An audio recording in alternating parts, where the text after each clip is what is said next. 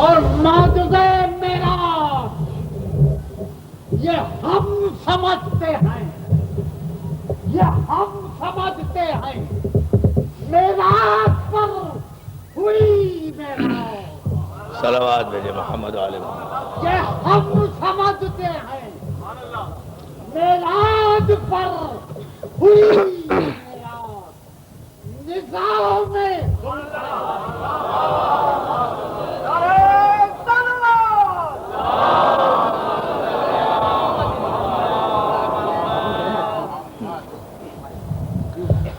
اعوذ باللہ من الشیطان اللعین الرجیم،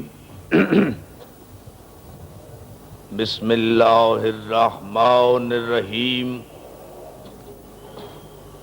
الحمد للہ الذی لا یبلغ مدحتہ القائلون ولا یحصی نعماہ العادون ولا یؤدی حقہ المجتہدون، الذی لا یدرکہ بعد الہمم ولا ینالہ غوث الفتن، الذی لیس لصفتہ حد محدود ولا نعت موجود ولا وقت معدود ولا اجل ممدود، فطر الخلائق بقدرته ونشر الرياح برحمته ووتد بالصخور ميدان أرضه جلت عظمته، والصلاة والسلام وتحیت والاکرام علی من اختارہ من شجرۃ الانبیاء ومشکاۃ الضیاء والمنہاج البادی والکتاب الحادی، مولدہ بمکہ وہجرتہ بطیبہ، علا بہا ذکرہ بحجۃ کافیہ وموعظۃ شافیہ، ارسلہ بالدین المشہور والعلم الماثور والکتاب المستور والنور الساطع والضیاء اللامع، سیدنا الممجد المصطفى الامجد المحمود الاحمد ابی القاسم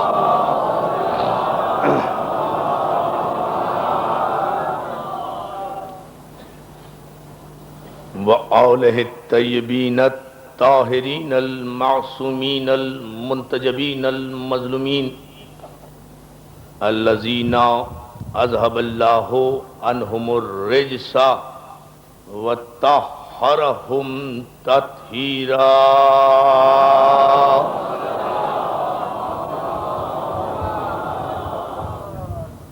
اما بعد فقد قال حق سبحانہ وتعالی فی محکم کتابہ الحکیم، وہو اصدق الصادقین، وقولہ الحق، قد جاءکم برہان من ربکم وانزلنا الیکم نورا مبینا۔ صلوات۔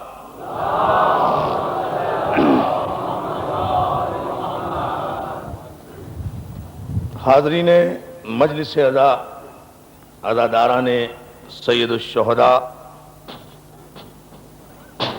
امام بارگاہ بوتراب عزیز آباد میں 1409 ہجری کے محرم کی پہلی مجلس آپ حضرات کی سماعت کے لیے ہدیہ ہے۔ معصوم اور معجزہ ان مجالس میں ہمارا عنوان گفتگو ہے۔ اس عنوان کے تحت انشاءاللہ آج تمہیدی اور ابتدائی مراحل سے گزر کر ہم بتدریج جو مسائل امت مسلمہ کے لیے صاحبان غور و فکر کے لیے، صاحبان علم و دانش کے لیے پیش کرنے کی مقدور بھر کوشش کریں گے، وہ یہ ہیں کہ خداوند عالم نے ہدایت بشریت کے عظیم تر نظریے کو اپنی مشیت میں اس قدر اہم جانا اور اس قدر اہمیت دی کہ خداوند عالم نے اپنے عدل و احسان کے پیش نگاہ آدمیت، بشریت اور انسانیت کی تخلیق سے پہلے انسانیت، آدمیت اور بشریت کو ہدایت دینے والے معصوم ہادی کو خلق کیا تاکہ اس زمین پر سانس لینے والا ایک بشر بھی، ایک انسان بھی یہ نہ کہہ سکے کہ ہم ایک لمحے کے لیے بھی معصوم کی ہدایت سے محروم رہے۔ صلوات بھیجنا مل کر محمد علیہ وسلم۔ یہ مشیت ایزدی میں تھا کہ ایک لمحے کے لیے بھی اس زمین پر سانس لینے والے کسی فرد بشر کو یہ موقع نہ ملے قیامت کے دن کہ پروردگار ہم گمراہ اس لیے ہو گئے کہ ہماری ہدایت کے لیے کوئی معصوم ہادی نہیں تھا، ہماری رہنمائی کے لیے کوئی منصوص من اللہ رہبر نہیں آیا تھا۔ تو جتنے عرصے بعد بھی ہادی آتا اتنے عرصے کی گمراہی کا سارا الزام دامن عدل الہی پر آ جاتا، اور اس کے عدل پر اگر الزام آ جاتا تو اس کی ذات سبحان نہ رکھتی، اور اگر وہ ایک لمحے کے لیے بھی سبحان نہ رہے تو اس کی وحدانیت متزلزل ہو جاتی ہے۔ اس لیے اس نے یہ اہتمام کیا کہ ہم اس کائنات کے پہلے انسان کی خلقت سے پہلے ہادی کو پیدا کریں گے، ہادی بنائیں گے، ہادی ہم بھیجیں گے، وہ معصوم بھی ہوگا، منصوص من اللہ بھی ہوگا، عالم علم لدنی بھی ہوگا، مسجود ملائک بھی ہوگا، اس کا انکار کرنے والا ابلیس بھی ہوگا۔ وہ ہادی زمین پہ پہلے آئے گا اور ہدایت پانے والے زمین پر بعد میں آئیں گے، تاکہ ایک لمحے کے لیے بھی زمین ہدایت سے خالی نہ رہے۔ ملت مسلمہ سے آغاز مجلس میں صرف عرض یہ کرنا چاہتا ہوں کہ جو خدا اپنے وقار عدل کے خلاف یہ سمجھتا ہے کہ اس زمین کا پہلا انسان بھی معصوم ہادی کے بغیر زندہ نہ رہے، تو وہ خدا اپنے دامن عدل پر یہ دھبا کیسے لگا لے گا کہ خاتم النبیین کے بعد قیامت تک آنے والے کروڑوں انسانوں کو دیکھیں نا میزان ہے نا توجہ مولا صاحب۔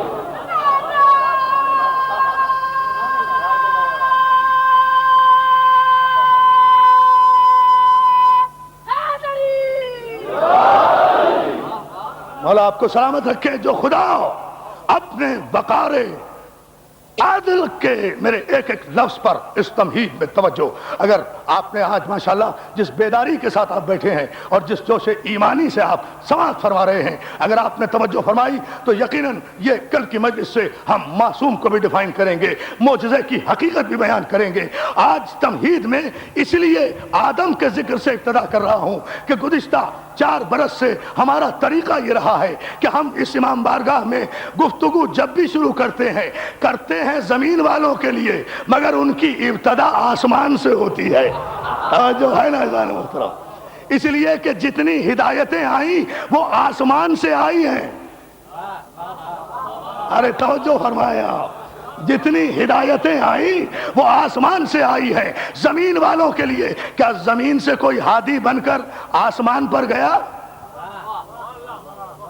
یہ اور بات ہے کہ اپنی حدود مملکت کی سیر کرنے کوئی کائنات کا مالک ایک شب میں جا کر واپس آ جائے، یہ علیحدہ بات ہے، لیکن کیا زمین سے کوئی ہادی بن کر فرشتوں کی ہدایت کے لیے گیا؟ کیا آسمان پر کبھی جنگ بدر ہوئی؟ عجیب سے سوالات کروں گا، کیا آسمان پر کبھی جنگ بدر ہوئی؟ کیا آسمان میں کوئی قلعہ خیبر ہے؟ کیا آسمان پر کوئی جنگ خندق ہوئی؟ کیا آسمان پر منافقین ہیں؟ کیا آسمان پر منافقین ہیں؟ کیا آسمان والے آپس میں جنگ و جدال کرتے ہیں؟ کیا آسمان والوں میں کوئی کافر ہے؟ کیا آسمان والوں میں کوئی مشرک ہے؟ کیا آسمان والوں میں کوئی منافق ہے؟ کیا آسمان والوں میں کوئی بدکار ہے؟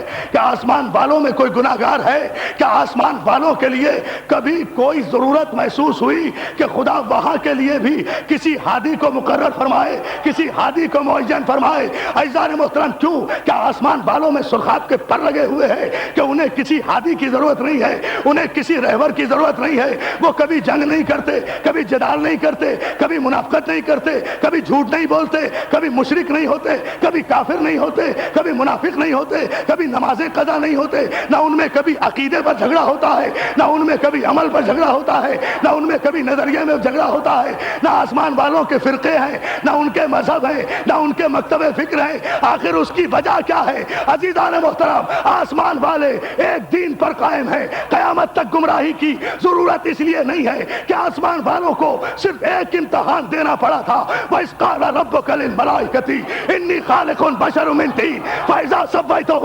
وَنَفَخْتُ فِيهِ مِن رُّوحِي فَقَعُوا لَهُ سَاجِدِينَ، جب میں مٹی سے ایک بشر بنا لوں اور اسے سنوار دوں تو تم سب کے سب سجدے میں گر جانا۔ سارے فرشتوں نے سجدہ کر لیا تھا اس نور پنجتن پاک کو جو جبین آدم میں جلوہ فگن تھا۔ تو اب آسمان پر کوئی شرارت نہیں ہوگی، کفر نہیں ہوگا، منافقت نہیں ہوگی، اس لیے کہ آسمان میں کوئی بادشاہوں کا ماننے والا فرقہ نہیں رہتا۔ آسمان پر جتنے بھی ہیں سب پنجتنی ہے۔ یا علی یا علی، ہے نہیں کوئی مکتب فکری نہیں ہے، کوئی مکتب فکر وہاں نہیں ہے۔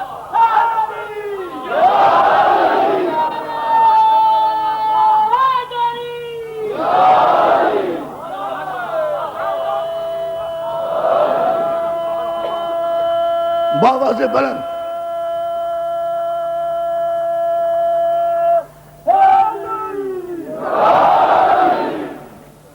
آسمان والوں پر کسی ہدایت کی ضرورت نہیں ہے، اس لیے کہ آسمان والے ہادیان برحق کو پہچان بھی چکے، انہیں سجدہ کر کے تسلیم بھی کر چکے۔ بہت توجہ دوستو، ان پر ایمان بھی لا چکے، انہیں سجدہ بھی کر چکے، انہیں تسلیم بھی کر چکے۔ سب چونکہ در پنجتن پہ جھک گئے، اس لیے گمراہی کا سوال ہی پیدا نہیں ہوتا۔ اس لیے گمراہی کا، ہاں یہ الگ بات ہے کہ کبھی کبھی آسمان والے کسی فرشتے کو اگر سبق لینا ہو،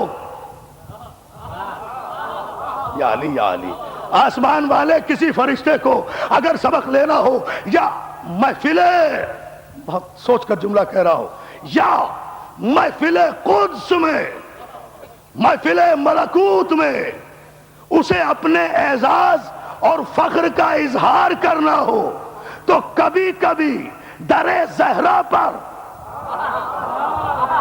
بہت توجہ، کبھی کبھی در زہرا پر معصوم کا جھولا جھلانے آ جاتا ہے تاکہ عزت میں اضافہ ہو جائے، تقرب میں اضافہ۔ صلوات بھیجے نا محمد، تقرب میں،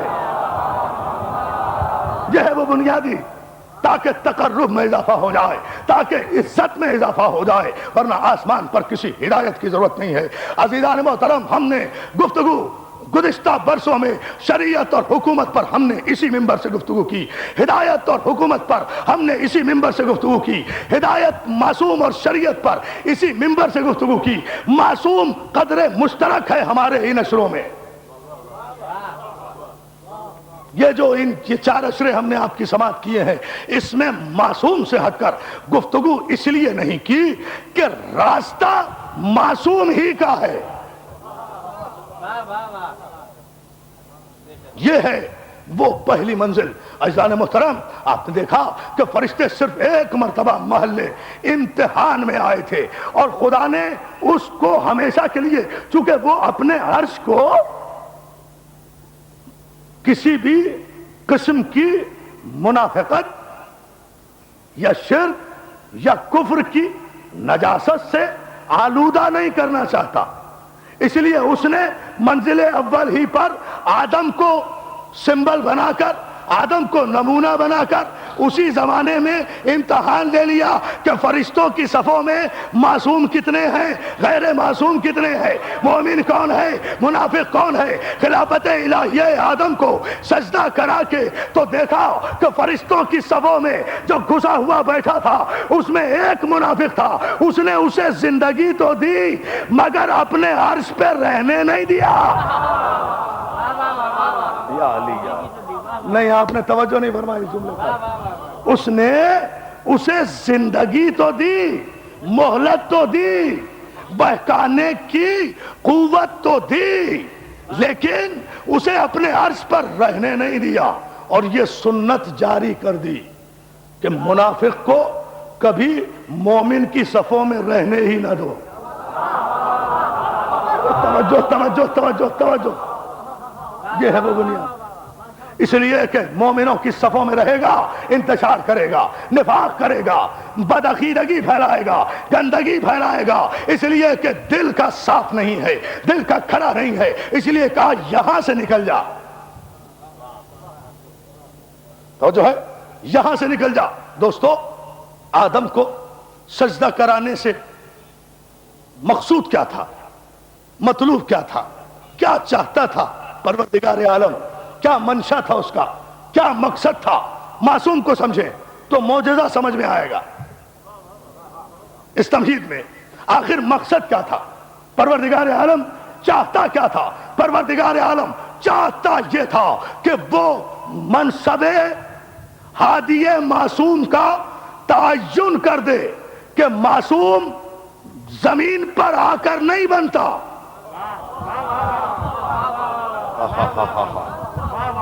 حضور توجہ، معصوم زمین پر آ کر نہیں بنتا، معصوم عرش پر بنتا ہے.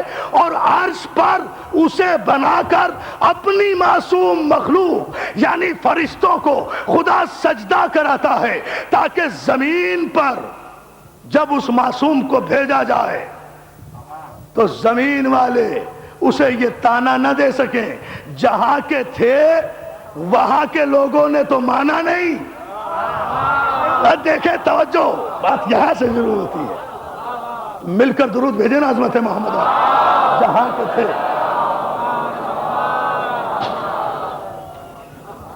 جہاں کے تھے وہاں کے لوگوں نے تو مانا نہیں. انہوں نے تو تسلیم نہیں کیا، انہوں نے تو سجدہ نہیں کیا، انہوں نے تو آپ کا کلمہ نہیں پڑھا.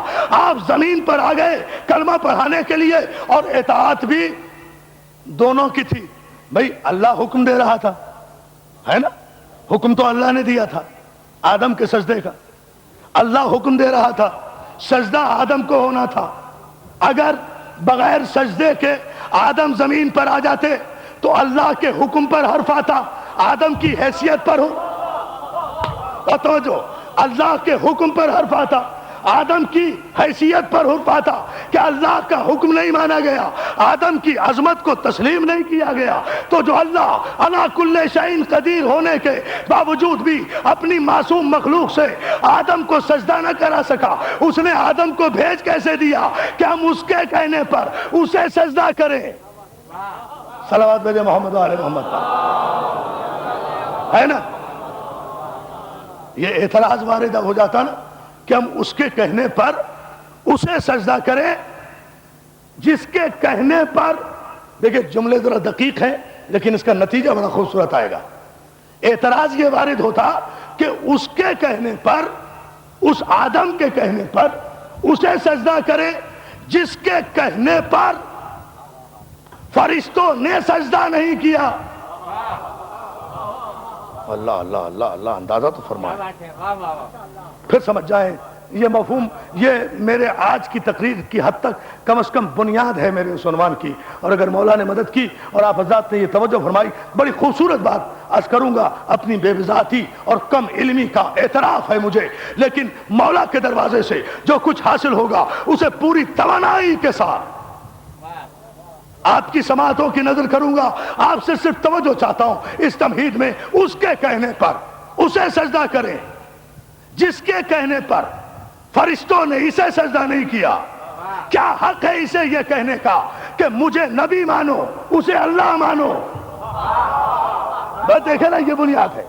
کیا حق ہے، یہ اعتراض تھا کہ کیا حق ہے اسے یہ کہنے کا کہ مجھے نبی مانو، مجھے خلیفۃ اللہ مانو، اللہ کو وحدہ لا شریک مانو اور عبادت کے لائق مانو۔ اس لیے خدا نے ہدایت معصوم کا بندوبست یہ کیا ہے کہ اپنے فرشتوں کو اس کے آگے جھکایا تاکہ وہ دنیا میں شرمندہ نہ آئے، دنیا کے ماننے یا نہ ماننے کا محتاج بن کر نہ آئے، دنیا والے اسے کوئی تانا نہ دیں۔ فرشتوں نے آدم کو سجدہ کیا، اور جس نے نہیں کیا اسے ابلیس قرار دیا گیا۔ کیوں؟ سجدہ نہ کرنے کی وجہ سے نہیں۔ دیکھیں، جہاں تک تخلیق آدم کا تعلق ہے، آدم کو مٹی سے پیدا کیا۔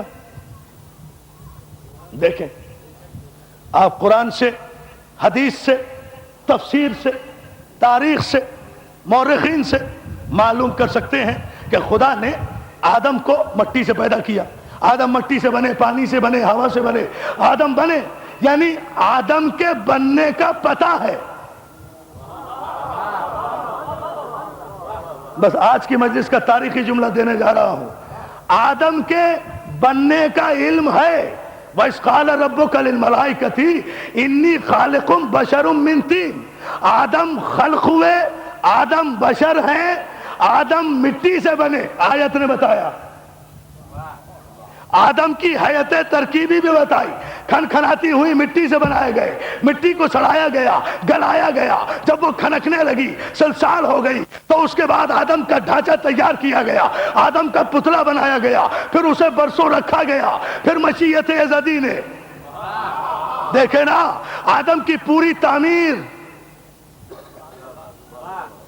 میں اور آپ جس کی اولاد ہے نا، اس کا تذکرہ ہو رہا ہے۔ ذرا توجہ فرما لیں کہ ہمارے جد اعلیٰ بنے کیسے، بہت توجہ۔ سب کے باپ جو ہیں آدم، یہ بنے کیسے؟ قرآن نے بتایا، ایسے بنے، ایسے بنے، ایسے بنے، یہ عنصر شامل، یہ عنصر شامل، یہاں کی مٹی، وہاں کی مٹی، یہاں کا پانی، وہاں کا پانی، یہاں کی ہوا، وہاں کی ہوا، یہاں کا مزاج، وہاں کا مزاج، یہاں کا خمیر، وہاں کا خمیر، یہ بنا آدم، یہ بنا آدم، یہ بنا آدم، یہ بنا آدم۔ آدم کے بننے کا پورے مجمع کی توجہ مولا سلامت رکھے۔ ان تاریخی اجتماعات کو اس جملے پر توجہ چاہوں گا، آدم کے بننے کا علم 90 کروڑ مسلمانوں کو بھی ہے، کرسچنز کو بھی ہے، یہودیوں کو بھی ہے، اہل ہنود کو بھی ہے، بدھسٹ کو بھی ہے، جو خدا کو مانتے ہیں انہیں بھی ہے، جو خدا کو نہیں مانتے انہیں بھی ہے۔ آدم کیسے بنے؟ علم میں بھی آ سکتا ہے، عقل میں بھی آ سکتا ہے، فکر میں بھی آ سکتا ہے، حافظے میں بھی آ سکتا ہے۔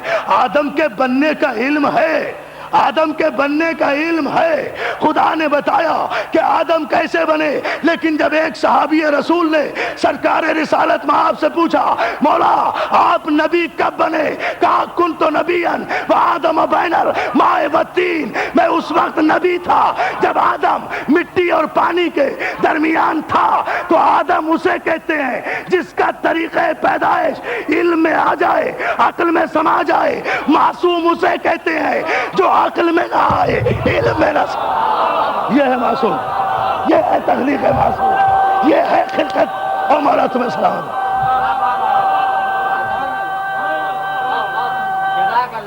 دیکھیں نا، جو ہے مولا آپ کو سلامت کرے۔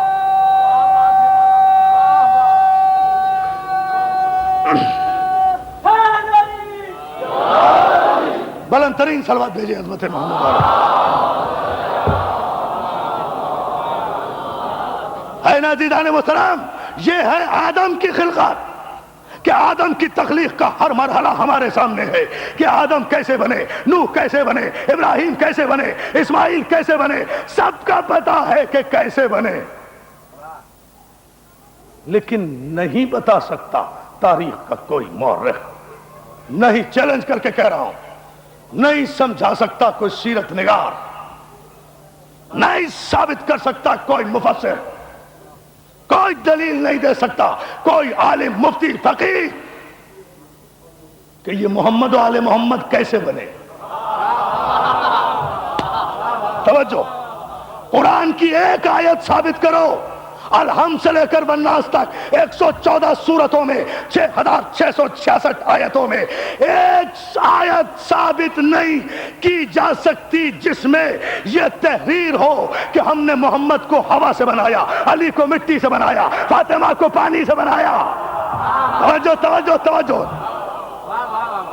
بھئی گفتگو یوں شروع ہوگی نا، عجیب سا موضوع چھیڑ رہا ہوں، اگر آپ توجہ فرمائیں اس پر، بھئی گفتگو یوں شروع ہوگی، بات یوں ہوگی شادی، دیکھیں نا بھائی صاحب کہ گفتگو یہاں سے ہو کہ آدم کو بنایا، وجہ پتہ ہے، مٹی سے بنایا، پانی سے بنایا، کھن کھنایا، گلایا، سڑایا، پھر ان کا پتلا تیار کیا، ان کا مجسمہ بنایا، پھر اس میں اسے سنوارا، پھر اسے سجایا، پھر اس میں روح پھونکی، پھر وہ مسجود ملائک بنا، پھر اسے جلال الہی سے چھینک آئی، پھر اس نے الحمدللہ کہا، پھر سب نے یرحمک اللہ کہا، پھر اس نے نام بتائے، پھر اس نے کچھ اسما بتائے، اس نے کچھ اسما بتائے، کچھ نے کچھ اسما بتائے۔ اسما ناموں کی جمع ہے، اسم کہتے ہیں ایک نام کو، اسما کہتے ہیں ایک سے زیادہ ناموں کو۔ اسما ہے نا، انبئونی انبئونی، مجھے بتاؤ یہ نام، فرشتوں سے کہا گیا، فرشتوں نے کہا سبحانک لا علم لنا الا ما علمتنا، پروردگار ہمیں تو اتنا ہی علم ہے جتنا تو نے ہمیں عطا کیا ہے۔ تو ارشاد ہوا یا آدمو انبئہم باسمائہم۔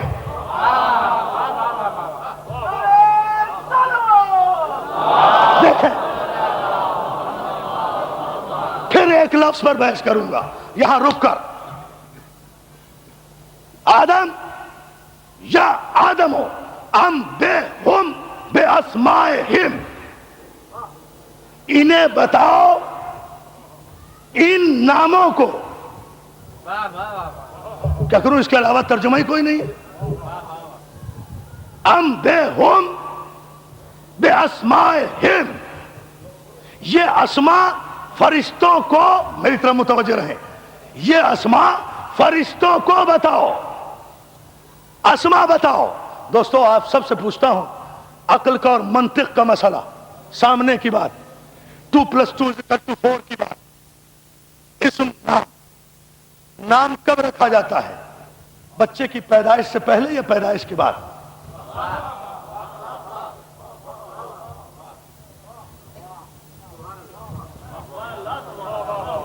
میں تو سمجھ رہا تھا کہ آپ بہت دور تک جائیں گے اس مسئلے کو سمجھتے ہوئے، لیکن آپ نے نہیں توجہ فرمائی تو مجھے تھوڑی سی اس کی ڈیٹیل بتانا پڑے گی۔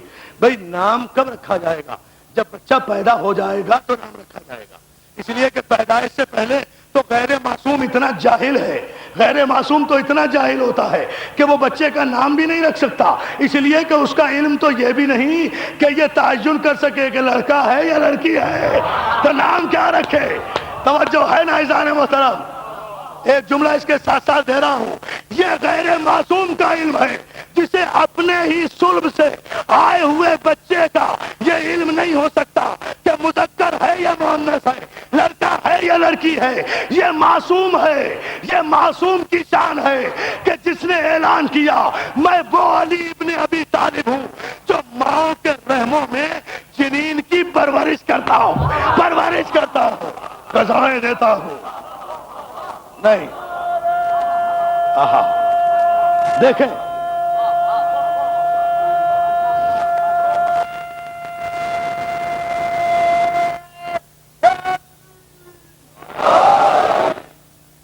ہے نا توجہ جانے محترم؟ تو اسم کا تعین کب ہوگا؟ جب علم میں ہوگا کہ ہے کیا، جبھی تو ہم نام رکھیں گے نا۔ یہ بھی یقینی نہیں کہ زندہ ہوگا یا مردہ ہوگا، پیدا ہوگا تو نام رکھیں گے، جو ہوگا وہ نام رکھیں گے۔ مذکر ہوگا نام میں تذکیر ہوگی، مؤنث ہوگا نام میں تانیث ہوگی، اسم اس کے اعتبار سے، اس کے اعتبار سے اور اپنے آبا و اجداد کے وقار سے رکھا جاتا ہے۔ ارے آپ توجہ فرمائیں، اسم اس کے اعتبار سے اور سلسلہ حسب نسب کے وقار سے رکھا جاتا ہے، وقار سے رکھا جاتا ہے، نقل میں نام نہیں رکھے جاتے۔ جو نقل میں نام رکھے جائیں ان کی تخلیق میں نقل ہے، توجہ ہے نا ادارے محترم؟ جو اصل میں نام، صلوات بھیجے نا محمد، جو اصل میں اسم رکھے جائیں، یہ اسماء کا باقاعدہ علم ہے۔ علم الاسماء ایک سائنٹیفک اوتھینٹک قسم کا علم ہے جو تسلیم کیا ہے علماء اخلاق نے، مانا گیا ہے۔ لیکن مجھے اس علم اسماء سے یہاں بحث نہیں ہے، لیکن میں ایک اسماء سمجھانے کے لیے یہ ذرا سا بیک گراؤنڈ بتا رہا تھا ان اسماء کا، تاکہ بات واضح ہو جائے، عزیزان محترم سمجھ میں آ جائے کہ معصوم ہے کیا، معجزہ کہتے کسے ہیں۔ بات کو ذرا سا واضح کرنے کے لیے، نام بچے کی پیدائش سے پہلے کوئی ماں باپ رکھ ہی نہیں سکتے، بچے کی پیدائش کے بعد رکھیں گے، اور جب بھی بچے کی پیدائش سے پہلے نام رکھ لیا جائے تو سمجھ لو کہ معصوم ہے۔ اس لیے کہ تاریخ میں ایک ہی مثال ہے، اندازہ تو فرمائے، تاریخ میں مثال موجود ہے۔ سرکار ختمی مرتبت نے رحلت سے قبل ایک بچے کا نام رکھا، پیدائش سے پہلے ایک بچے کا نام رکھا جس کا نام محسن، جسے ماں کے شکم میں شہید کر دیا گیا۔ وہ موضوع میرا نہیں ہے، لیکن یہ نام رکھا کیوں، یہ بصیرت پیغمبر جانے کہ جو بچہ ابھی بیٹی کے بطن میں ہے اس کا نام رکھنے کی کیا ضرورت ہے۔ پیغمبر محافظ شریعت ہے نا، پیغمبر اس بچے کا انجام جان رہا ہے، اس لیے پیدائش سے پہلے محسن نام رکھ دیا، تاکہ قیامت میں عدالت الہیہ میں جب مقدمہ پیش ہو تو مقتول گمنام نہ ہو۔ یعنی دیکھے تاریخ، گمنام مقتول نہ ہو۔ اگر قاتل کا نام جیسا حضور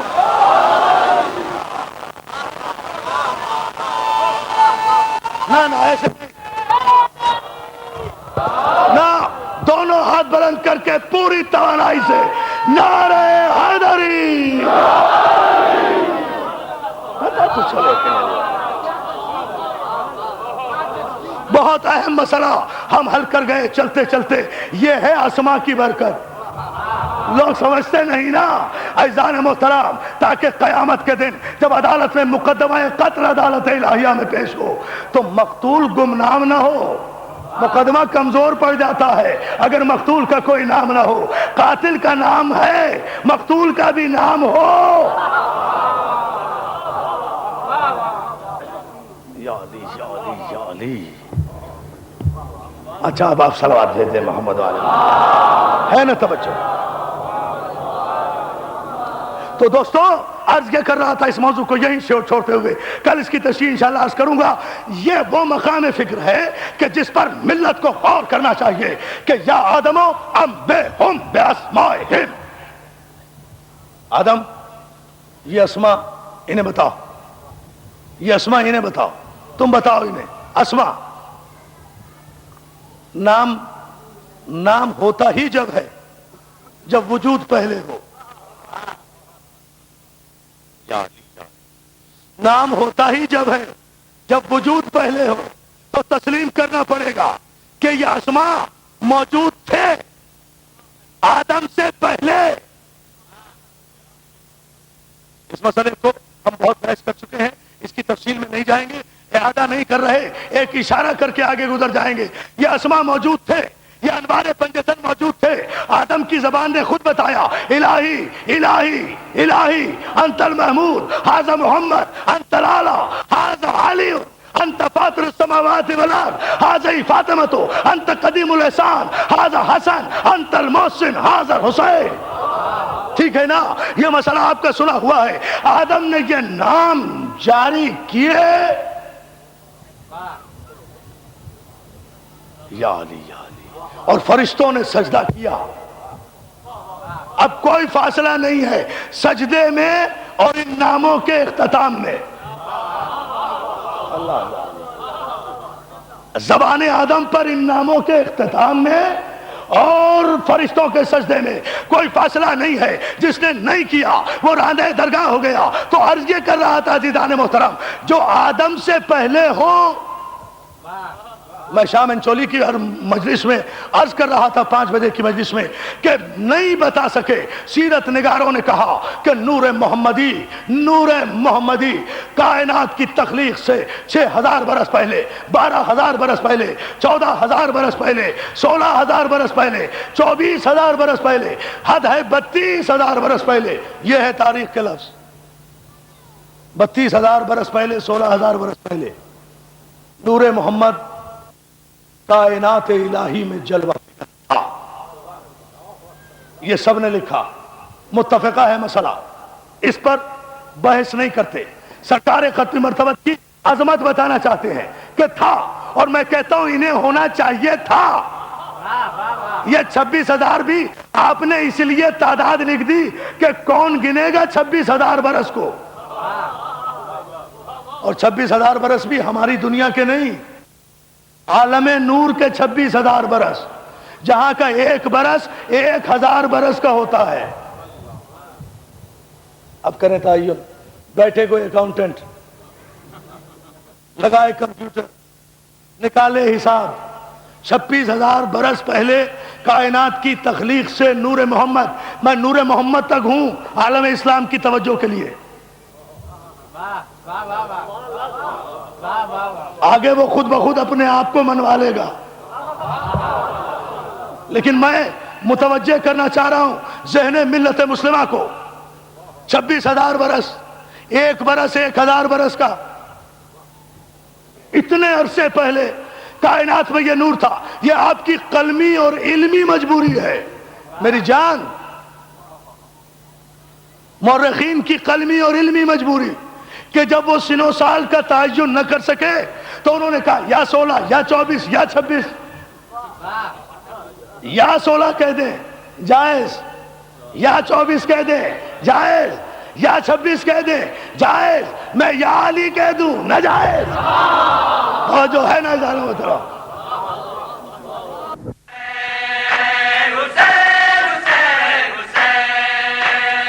اس سال کی ہماری یعنی حسینی کیسٹ سینٹر کی پیشکش بہترین نوحہ حضرات کا بے مثال مجموعہ، جیسے رضی رضوی، حسن صادق، ندیم سرور، ناصر زیدی، خرم عرفان اور انجمن الذوالفقار کے نقی ذکی اور ساتھی.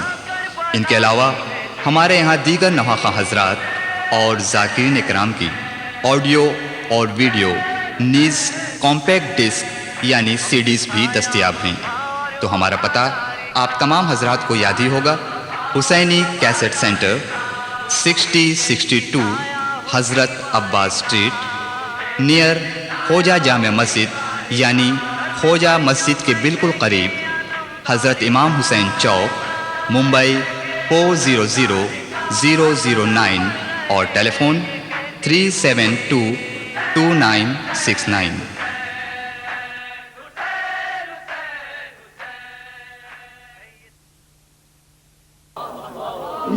یہ ذرا شاہ جی نے تھوڑی حرکت کی تھی، میرا ارادہ نہیں تھا.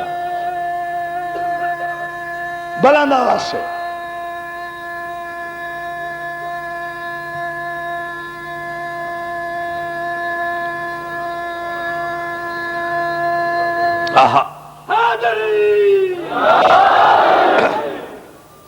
مولا سلامت رکھے یا علی مدد کہنے والوں کو. توجہ ہے نا عزیزان محترم؟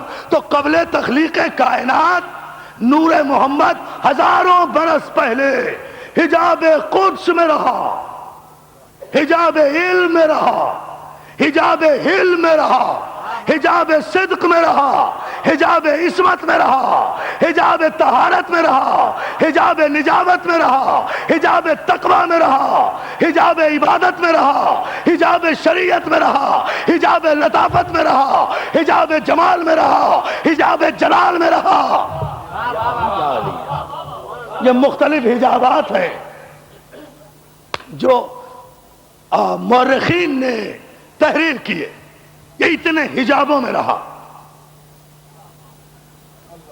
میں کہتا ہوں کہ اچھا اگر یہ 26,000 برس پہلے تھا، چلیے میکسیمم جو آپ نے رکھا ہے ہم اسے مان لیتے ہیں. موضوع ہے معصوم اور معجزہ. معجزہ کہتے ہیں اس مظاہرہ قدرت ربانی کو جس کو سمجھنے سے انسانی عقول عاجز آ جائے. یہ جملہ ذہن میں رکھیں، وضاحت انشاءاللہ کل کروں گا، لیکن اس جملے کو ذہن میں رکھ کر آپ ذرا تعین کریں. چلیے سپوز فار ایگزامپل میں مانتا ہوں، میں نے تسلیم کیا کہ 26,000 برس پہلے کائنات کی تخلیق سے نور محمد خلق ہوا. آپ محبت میں کیا کر گئے؟ آپ کے ہاتھوں سے تو توحید بھی چلی گئی. اس لیے کہ یہ جو کچھ آپ نے کیا نا چاند، یہ کیا محبت میں. بھائی فضائل محمد ہیں تو محبت ہی میں نا.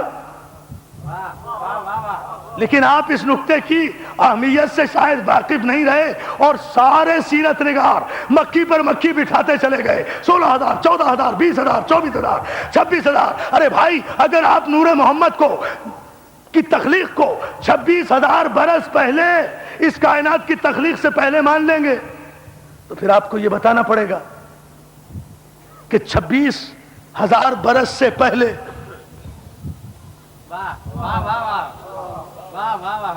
وہ معبود تھا یا نہیں. اب ہے بڑا مشکل مسئلہ، اس لیے کہ وہ معبود اسے کہتے ہیں جس کی عبادت کی جائے. تو سرکار خلق ہوئے سب سے پہلے کائنات کی تخلیق سے 26,000 برس پہلے. تو ظاہر ہے سرکار سے پہلے نہ کوئی فرشتہ تھا، نہ کوئی جن تھا، نہ ملک، نہ آسمان، نہ زمین، نہ چرن، نہ پرن، نہ ویش، نہ طیور، نہ ملک، نہ حور، نہ کوثر، نہ سلسبیل، نہ میکائیل، نہ جبرائیل، نہ ستارے، نہ سیارے، نہ شجر، نہ حجر، نہ بر، نہ بحر، نہ کرہ ارض، نہ کرہ فلک، نہ کرہ خلا، نہ کرہ ثقل، نہ کرہ باد، نہ کرہ جماد، نہ کرہ برود، نہ کرہ جبرود. کچھ بھی نہیں تھا. نہ نظام شمسی، نہ سیارے، کچھ نہیں تھا. وہ تو ہمیشہ سے ہے اور ہمیشہ رہے گا. تو اگر اس کائنات کی تخلیق سے 26,000، میرے مولا میری مدد کرنا کہ میں اہم ترین مرحلہ تقریر سے گزر رہا ہوں، مقام مصطفیٰ سمجھانے کے لیے، مقام معصوم بتانے کے لیے. اگر 26,000 برس پہلے کائنات کی تخلیق سے نور محمد خلق ہوا تو 26,000 برس پہلے، 26,000 برس سے ایک دن پہلے تک وہ معبود تھا یا نہیں؟ اگر تھا تو کس نے اس کی عبادت کی جو وہ معبود بنا؟ دیکھیں بڑا اہم مسئلہ ہے. انشاءاللہ مولا نے مدد کی تو ہم گزریں گے اس مرحلے سے. لیکن آپ سلامت بھیج دیں مرتبہ خیر و برکت کے لیے.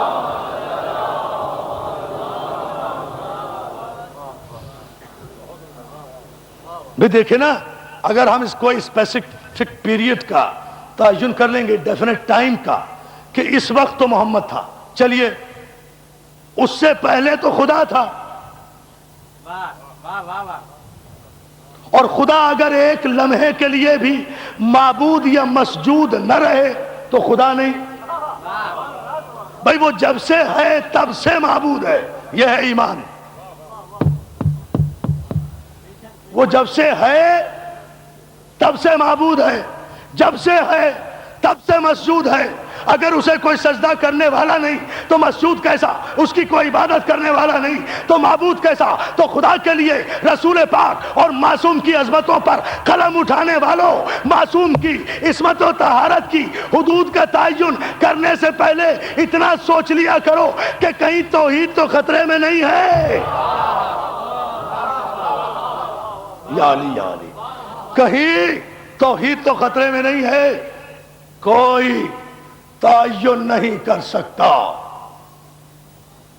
کہ یہ انوار مقدسہ کب سے ہیں، اس لیے کہ جہاں تعین کریں گے اسی سے ایک دن بعد میں آپ کو توحید کی معبودیت کا تعین کرنا پڑے گا. بات وحدانیت پر آ جائے گی تو پھر اس تاریخی اجتماع میں احتیاط سے باب مدینہ علوم رسالت سے بھی لینے والے عرفان حیدر عابدی کو یہ جملہ کہنے دیجئے کہ میں یہ تو نہیں کہتا کہ معصومین اہل بیت میرے 12 امام 14 معصوم میرے پنجتن پاک یہ نہیں کہتا کہ اس وقت سے ہیں جب سے خدا ہے، لیکن یہ ضرور کہوں گا کہ جب سے وہ ہے تب سے اس کی مشیت میں نور اہل بیت منزل عبودیت پر سجدہ کرتے ہوئے موجود ہے. نعرہ حیدری.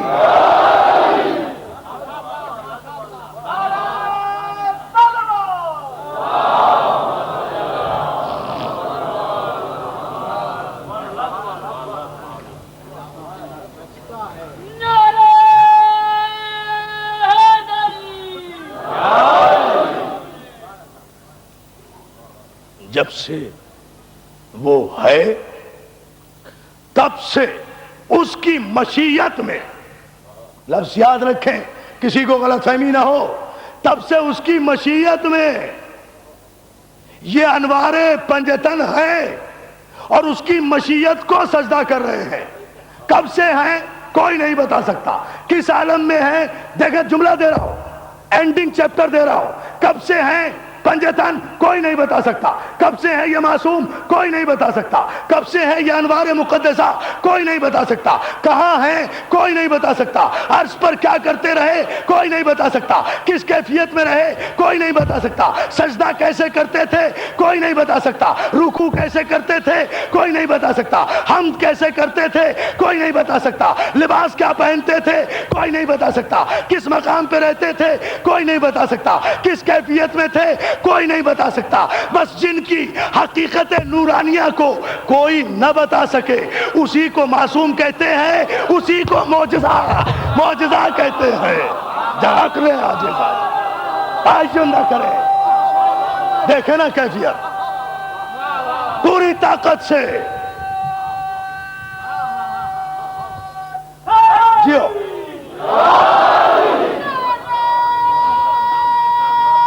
دیکھیں نا یہ کیفیت ہے.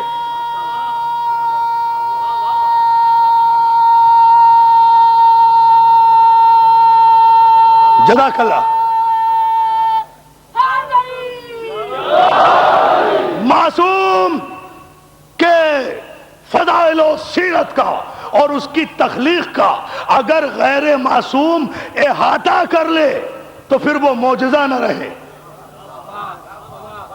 اس لیے کہ اگر علم میں آ گیا تو معجزہ نہیں، عقل میں آیا تو معجزہ نہیں، فکر میں آیا تو معجزہ نہیں، عالم نے سمجھایا تو معجزہ نہیں. اس لیے کہ جب آیا تو سمایا، جب سمایا تو محدود ہوا، جب محدود ہوا تو معجزہ نہ رہا. جب محدود ہوا، میں پیغمبر اسلام کے اور علی کے معجزے بتاؤں گا انشاءاللہ آئندہ تاریخوں میں، اور دلائل کے ساتھ، روایتی انداز میں نہیں. وہ معجزے بتاؤں گا جو اب تک زندہ ہیں، وہ معجزے نہیں. لیکن یاد رکھو، آج بحث ہو رہی تھی ایک عالم دین سے صبح اور بحث بھی بڑی ٹپیکل تھی. بہت توجہ. بحث ہو رہی تھی معصوم کے اقتدار پر، معصوم کے اختیار پر، معصوم کے پاورز پر. معصوم کو جو ڈیڈیکیٹڈ پاورز ہیں اللہ کی جانب سے، جو اس نے اپنی قدرت سے ظرف دیکھ کر عطا کیے ہیں. توجہ توجہ توجہ. اللہ ظرف دیکھ کر اختیارات دیتا ہے. یہ نہیں ہے کہ پہلے وزیر اعظم بنا دے بعد میں امینڈمنٹ کرے اور اگر وہ اختیارات سے تجاوز کرے تو اسے سنڑی پہنچا دے. یہ نہیں ہے. توجہ ہے، ایسی حماقتیں نہیں ہوتی.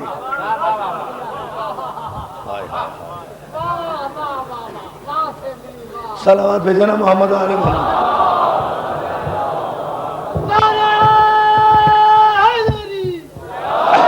اللہ جتنے اختیارات دیتا ہے، جنہیں اپنے اختیارات دیتا ہے انہیں ظرف دیکھ کر اختیارات دیتا ہے. اس نے 1,24,000 پیغمبروں کو اپنی پاورز دی نا، ہم بتائیں گے، لیکن کسی بھی نبی نے ان اختیارات کا کبھی ناجائز استعمال نہیں کیا. ان کا ہر اختیار مرضی الہی کے لیے استعمال ہوا.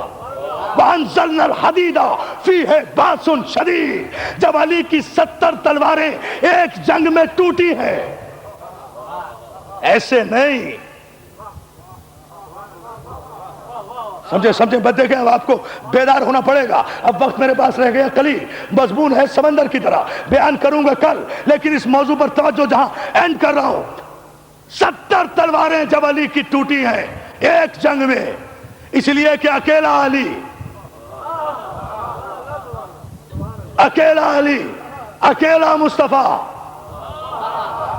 گڑھے میں گرا ہوا، وہ مصطفیٰ جس کی نبوت پر 1,24,000 معصوموں کی نبوتیں ٹھہری ہوئی ہیں، وہ گڑھے میں گرا ہوا اکیلا علی کبھی ایک صف کو الٹتا ہے، کبھی دوسری صف کو الٹتا ہے، کبھی فضا میں تیر قلم کرتا ہے، کبھی جانے والے دوستوں کو بلاتا ہے، آ جاؤ مرے نہیں.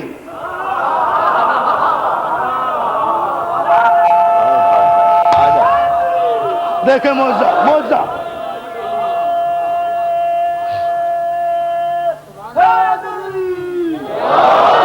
آ جاؤ. میں جنگ نہیں پڑھ رہا ہوں، صرف ایک جملے کے لیے یہ پس منظر بتا رہا ہوں. آ جاؤ مرے نہیں، یعنی جب شیطان کے کہنے پر سارے کلمہ پڑھنے والوں نے یہ سمجھ لیا کہ نبی مر جاتا ہے. کیا سن رہے ہیں آپ؟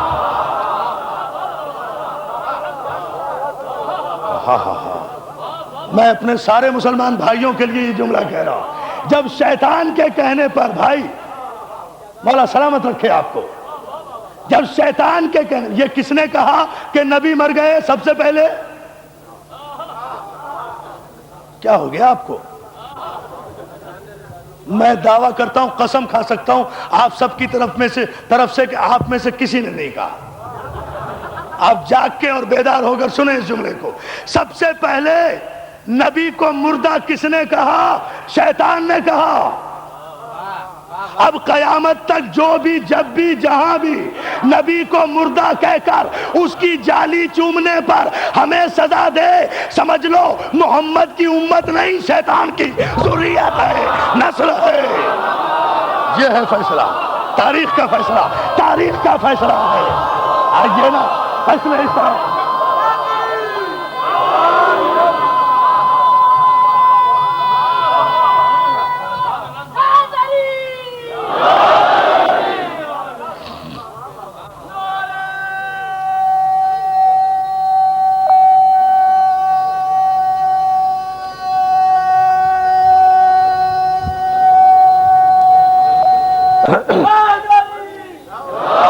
اس زمانے میں، خیر پھر کسی وقت اس کی تفصیل، اس زمانے میں شیطان نے کہا محمد مر گئے، لوگوں نے یقین کر لیا، واپس چلے گئے. اب 70 تلواریں ٹوٹی ہیں، علی 5 محاذوں پہ جنگ کر رہا ہے. محمد کو بچانا، جو تیر آ رہے ہیں انہیں فضا میں قلم کرنا، جو فوجیں آگے بڑھ گئی ہیں کافروں کی انہیں پیچھے ہٹانا، جو چلے گئے ہیں انہیں واپس بلانا، محمد کو گڑھے سے نکالنا. بار بار علی کی تلواریں ٹوٹی. جب تلواریں اتنی ٹوٹی اور 70 زخم علی کے جسم پر آئے اور 70 مرتبہ جبریل نے سہارا دے کر علی کو گھوڑے پہ سوار کیا، اس وقت خدا نے آسمان سے ایک لوہا نازل کیا جس کی سند قرآن میں دی، وَأَنزَلْنَا الْحَدِيدَ فِيهِ بَأْسٌ شَدِيدٌ. اور ہم نے ایک ایسا لوہا آسمان سے نازل کیا جو کافروں کے لیے شدید ترین ہے. یہ ذوالفقار آئی، علی نے پلٹ کر رکھ دیا. یہ ذوالفقار عام تلوار نہیں تھی، معجزہ تھی، مگر بذات خود یہ تلوار معجزہ نہیں تھی. دیکھیں یہی بحث ہو رہی تھی. کیوں حضور؟ آج ہمارے قبلہ و کعبہ بھی مولانا قیصر عباس صاحب بیٹھے تھے اس میٹنگ میں جہاں ایک بہت بڑے اپنے ہی عالم سے بحث ہو رہی تھی. آج صبح یہی بحث تھی. یہ تلوار معجزہ نہیں تھی. پوچھ لیں شبلی نعمانی سے، پوچھیں مورخ طبری سے، پوچھیں ابن خلدون سے، پوچھیں محدث دہلوی سے. پوچھیں امام حاکم سے، پوچھیں مسند احمد بن حنبل سے کہ یہ تلوار بذات ہی معجزہ نہیں تھی، صاحب اعجاز کے ہاتھ میں آئی تو معجزہ بنی۔ اس کی دلیل یہ ہے، اس کی دلیل سنیں جو سارے مورخین نے لکھا، اس کی دلیل یہ ہے، ایک جنگ میں جنگ کرتے کرتے کافر پر جو علی نے ذوالفقار کا وار کیا، اس کی ڈھال کٹی، تلوار ٹوٹ کر اس کے ہاتھ سے گر گئی، وہ سہم گیا، علی نے ہاتھ روک لیا۔ امام تھا نا، ضدی نہیں تھا۔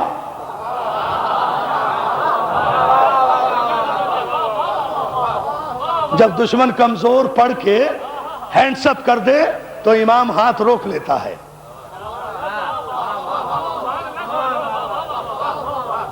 ہاتھ روک لیا نا، امام نے ہاتھ روک لیا، دشمن لرز کر رہا، علی یہ تو کوئی مقابلہ نہیں، میں نہتا آپ کے ہاتھ میں تلوار۔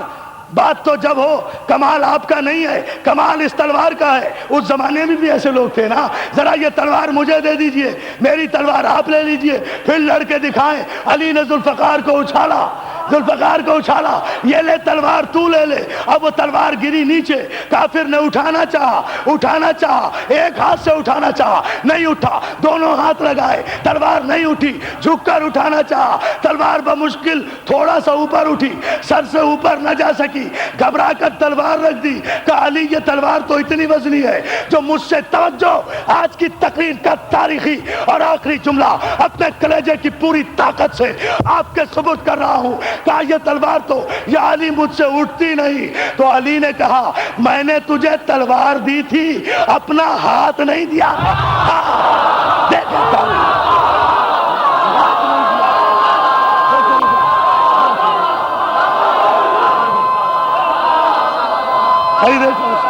بھائی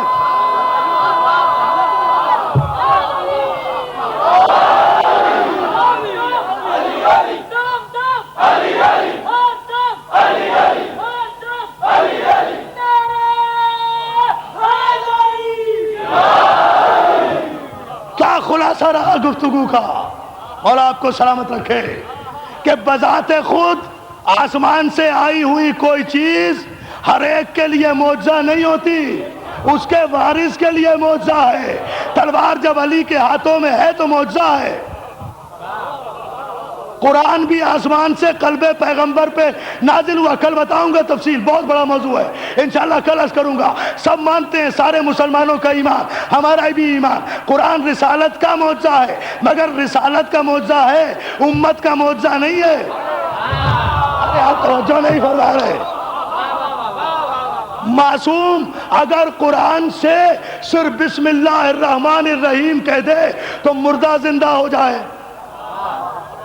اور یہاں امام کعبہ آئے ہوئے ہیں پاکستان میں، میں اور کو نہیں انہیں کہتا ہوں، وہ 1 کروڑ قرآن سر پہ رکھ کر کسی زخمی کو اچھا کر دیں، سارا قرآن پڑھ دیں، سارا قرآن پڑھ دیں، کسی مردے کو زندہ کر دیں، نہیں کر سکتے نا؟ کیوں؟ کیا قرآن نے اپنی حقیقت بدل دی؟ نہیں۔ بقول علامہ رشید ترابی کے، قرآن جب غاصب ہاتھوں میں ہو اپنے معنی چھپا لیتا ہے، جب اپنے وارث کے ہاتھوں میں آئے اپنے معنی، یہ ہے منظر موجود کی بات ہے۔ تو بھیا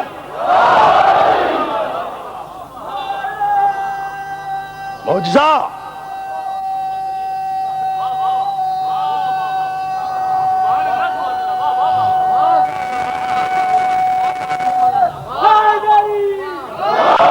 معجزے دیکھنا چاہتے ہو، قرآن معجزہ ہے، مگر صاحب اعجاز کے لیے، وارث کے لیے معجزہ ہے۔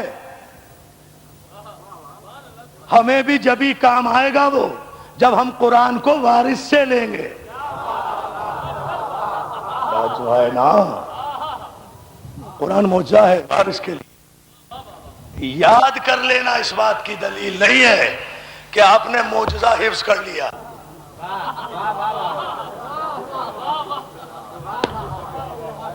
عجیب جملہ ہے، نہ سمجھیں آپ، معجزہ حفظ نہیں ہوتا۔ آپ نے حفظ کیا مگر جب تک آپ کی سانسیں چل رہی ہیں قرآن پڑھتے رہیں گے. ادھر شہرک پہ خنجر پڑا، ادھر قرآن بھی گیا، حافظہ بھی گیا، حافظ بھی گیا، مگر جو صاحب اعجاز ہے وہ نوکے نیزہ پر بلند ہوگا. موجودہ موجودہ موجودہ.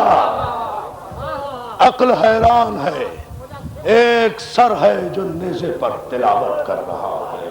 وارث ہے، وارث ہے، وارث ہے، معصوم بھی ہے، صاحب معجزہ بھی ہے. کیا کروں، میرے پاس وقت نہیں ہے تفصیل میں جانے کا. مجھے خانہ ابو طالب جانا ہے یہاں سے، لیکن دوستو انشاءاللہ کل پر ملتوی کرتے ہوئے اتنی بات ضرور عرض کروں گا. کربلا حادثاتی مرکز نہیں ہے، کربلا معجزے کی دلیل ہے. کربلا معجزے کا مرکز ہے. آج یکم محرم، کربلا، حسین کربلا آ گئے. لیکن عزیزو، یہ کربلا وہ مقام ہے جہاں علماء نے لکھا یہاں حسین کے آنے سے پہلے خدا نے حسین کے خون کے استقبال کے لیے، سمجھ رہا ہے بھائی، یہاں حسین کے مقدس خون کے استقبال کے لیے اس سرزمین نینوا سے، اس سرزمین ماریا سے سب سے پہلے آدم کو گزارا. آدم جب کربلا کی سرزمین میں پہنچے تو ان کے گھوڑے کا پاؤں ایک پتھر سے ٹکرایا، وہ گھوڑے سے زمین پہ گرے، ان کے پاؤں کے انگوٹھے سے خون جاری ہوا.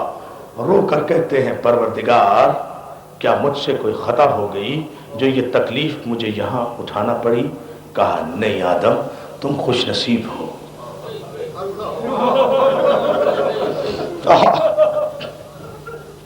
آدم رنج نہ کرو، کبیرہ خاطر نہ ہو، تم خوش نصیب ہو، اس لیے کہ ہم نے اس زمین پر تمہارے پاؤں کا خون لیا ہے جس زمین پر زہرا کا خون بہے گا.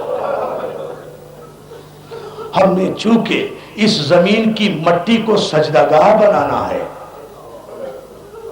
اس لیے چاہتے ہیں کہ یہاں مقدس خون گرے. آدم یہ سرزمین ماریا ہے، یہاں صبر کی منزل سے گزر جاؤ. آدم کہتے ہیں پالنے والے کس کا خون بہے گا یہاں؟ کہا اسی کا خون جس کے نام کی برکت سے تمہاری توبہ قبول ہوئی تھی. ہاں، اسی پنجتن کی آخری فرد کا خون جس پنجتن کا نور تمہاری پیشانی میں چمکا تھا اور تمہیں فرشتوں نے سجدہ کیا تھا. پالنے والے کیسے مارا جائے گا؟ کہا بے غسل و کفن مارا جائے گا، تیروں تلواروں سے مارا جائے گا، بھوکا پیاسا مارا جائے گا. علماء نے لکھا آدم نے گریبان چاک کر 3 مرتبہ کہا واہ حسینہ، واہ حسینہ. تو اے آدم کی اولادو، حسین کا ماتم تمہارے باپ آدم نے سب سے پہلے کیا.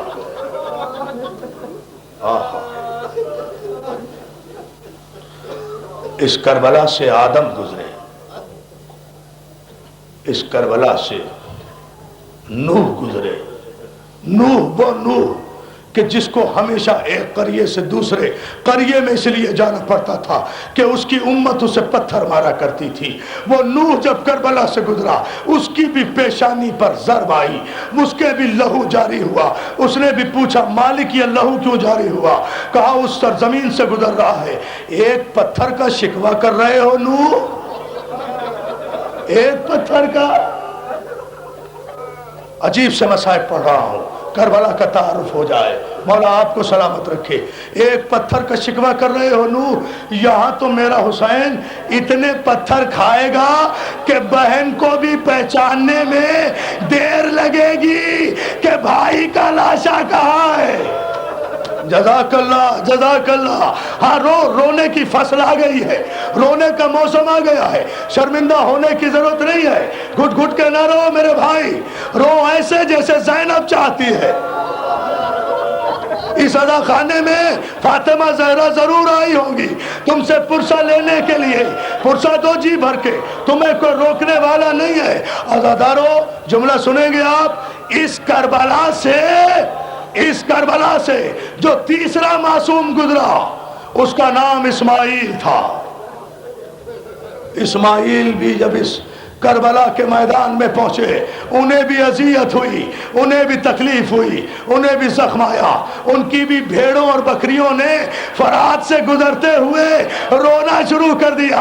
اسماعیل کے نوکروں نے چاہا کہ ہماری بھیڑیں فرات پہ پانی پی لیں۔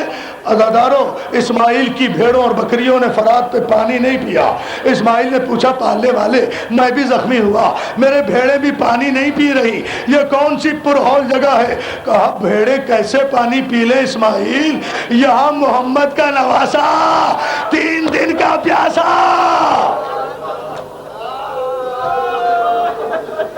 بس 2-4 جملے ہو گئی مجلس، مصائب کے لیے اتنا جملہ کہہ دینا کافی ہے۔ دوستو چوتھا معصوم، میں ہٹ کر بیان کر رہا ہوں شادی، چوتھا معصوم، یہ 3 معصوم، آدم معصوم، نوح معصوم،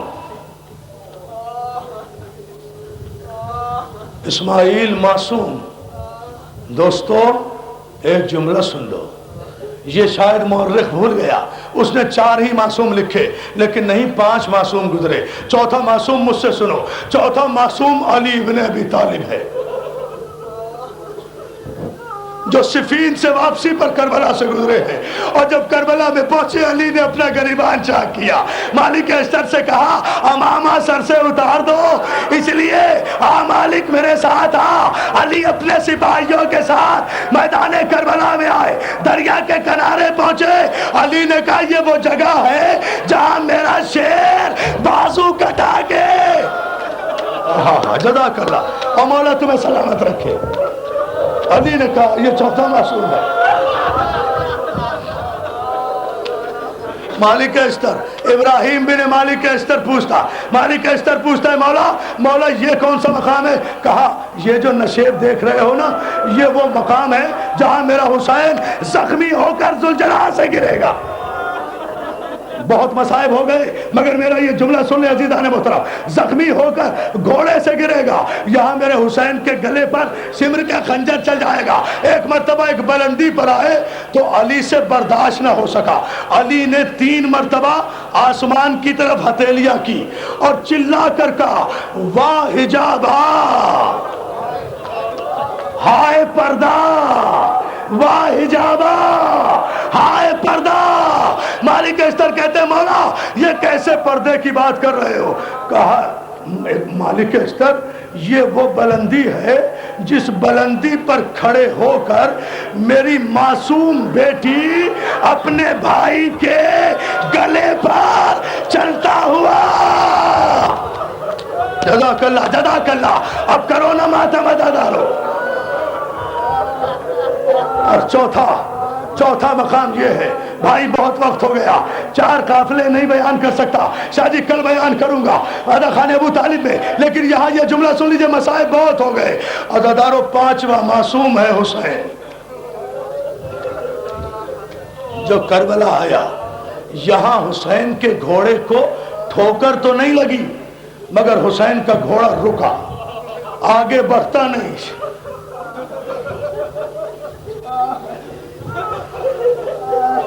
نکلے دوستو، آج محرم کی پہلی تاریخ ہے، اجڑ گیا مدینہ، ہو گئی بے چراغ، اجڑ گیا مدینہ، ہو گئی بے چراغ قبر رسول، رخصت ہو رہا ہے حسین، ماں کی نبی کی قبر پر آئے، اور علماء نے ایک جملہ لکھا جو میں نے آج تک نہیں پڑھا، پہلی مرتبہ پڑھ رہا ہوں۔ علماء نے لکھا کہ جب روضہ رسول کی ڈیوڑی پہ حسین پہنچے تو آہستہ آہستہ پہنچے، مگر جب قبر نبی پہ نظر پڑی تو حسین دوڑ کر قبر سے لپٹ گئے، اس طرح جیسے کبھی دوڑ کر رسول کی پشت پہ سوار ہوتے تھے، حسین ایسے دوڑے، قبر کو آغوش میں لے کر کہا اللہم ھذا قبر نبیک محمد، پروردگار یہ تیرے نبی محمد کی قبر ہے، وَنَبْنُ بنت نبیک اور میں تیرے نبی کی بیٹی کا بیٹا ہوں، میں تیرے نبی کی بیٹی کا بیٹا ہوں، میں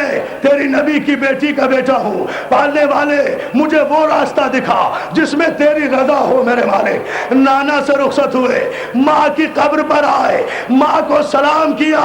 ایک مرتبہ جب جانے لگے تو میر انیس نے ایک جملہ لکھا، میر انیس نے ایک جملہ لکھا، میر انیس نے ایک جملہ لکھا کہ قبر زہرا سے 2 ہاتھ برآمد ہوئے۔ ایک جملہ سن لیں دوستو، قبر زہرا شق ہوئی، 2 ہاتھ برآمد ہوئے۔ حسین کو آغوش میں لے کر ایک جملہ کہا، حسین میں نے تجھے چکیاں پیس پیس کے پالا ہے، کہنے آئی ہوں، میر انیس لکھتے ہیں، حسین کہے دیتی ہوں کہ منہ قبر سے موڑوں گی میں، اپنے بچے کو اکیلا تو نہ چھوڑوں گی۔ ارے میں اپنے حسین کو اکیلا نہیں چھوڑوں گی، حسین میں تیرے ساتھ ساتھ جاؤں گی، مگر حسین ایک جملہ، بس ایک جملہ، حسین جی اماں، حسین ایک مرتبہ جانے سے پہلے میرے اس بیٹے کو بلا دے جسے میں نے خدا سے علی کے لیے مانگا تھا۔ ارے چپ ہو تو، سمجھ گئے؟ اے بھائی مولا تمہیں کوئی غم نہ دے سوائے غم حسین کے، سمجھ گئے تو آنسو نہ رکھو، میرے اس بیٹے کو بلا دے جسے میں نے علی کے لیے مانگا تھا۔ حسین نے آواز دی، بھیا عباس اماں بلا رہی ہے، جزاک اللہ، اب رو زیادہ رو، بھیا عباس اماں بلا رہی ہے۔ حسین دوڑے دوڑے آئے، عباس دوڑے دوڑے آئے، قبر فاطمہ کو بوسہ کیا، بوسہ دیا، سجدہ کر کے پوچھا شہزادی کیا حکم ہے، آقا زادی کیا حکم ہے؟ قبر زہرا سے آواز آئی، عباس عباس عباس تو بیٹا ام البنین کا ہے مگر لال میرا ہے۔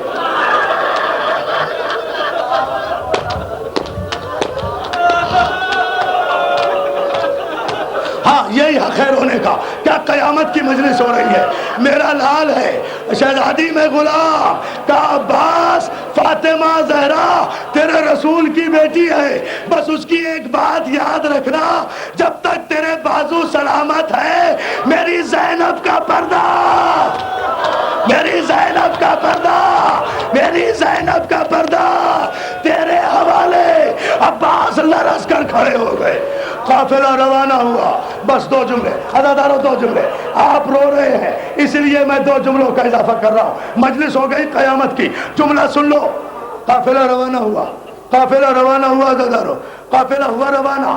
ایک مرتبہ عباس نے زہرا کی حویلی کی طرف مڑ کے دیکھا تو فاطمہ صغریٰ عصا کا سہارا لیے ہوئے، کمر جھکائے ہوئے قافلے کے پیچھے پیچھے آ رہی ہے۔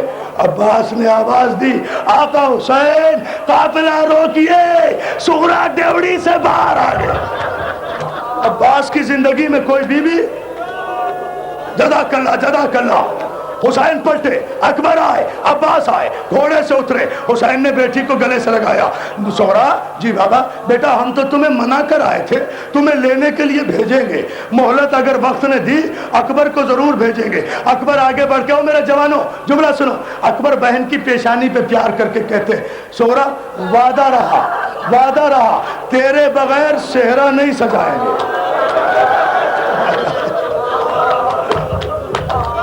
میری ماں بہنوں خدا تمہارے بھائی، نہیں بھیا میں آنے کے لیے نہیں آئی، بھیا میں جانے کے لیے نہیں آئی، بھیا بابا واللہ قسم لے لو میں جانا نہیں چاہتی، جو میرا نصیب، اب میرے بس میں مصائب نہیں ہے، یہ جملہ سن لو مجلس ختم کر رہا ہوں، جو میرے نصیب۔ صغریٰ کہتی ہے بابا میں جانا نہیں چاہتی، ایک مرتبہ مجھے اصغر سے ملا دو،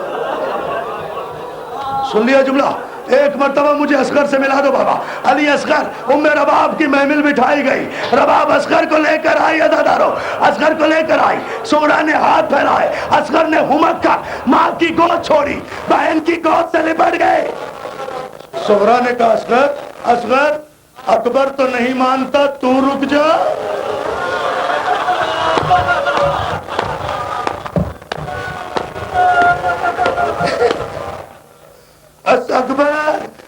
نہیں مانتا میرے بھائی، تم رک جاؤ، میں تیرا جھولا جھولا لوں گی اصغر۔ اکبر بہن سے لپٹ گئے، ایسے لپٹے کہ جدا نہ ہوئے۔ رباب نے گود میں لینا چاہا، اصغر نے صغرا کی گود نہیں چھوڑی۔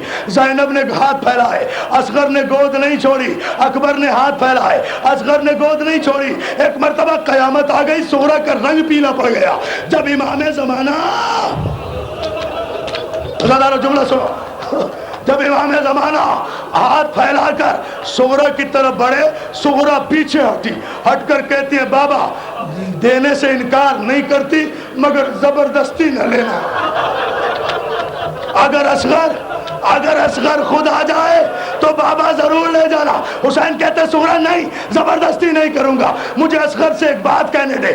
حسین آئے، اصغر کے کان میں اللہ جانے کیا جملہ کہا کہ ایک مرتبہ اصغر نے حسرت بھری نگاہ سے صغرا کو دیکھا، ایک مرتبہ باپ کو دیکھا، بہن کی گود چھوڑی، حسین کی آغوش میں آ گئے، صغرا تڑپتی رہ گئی، قافلہ چلا گیا۔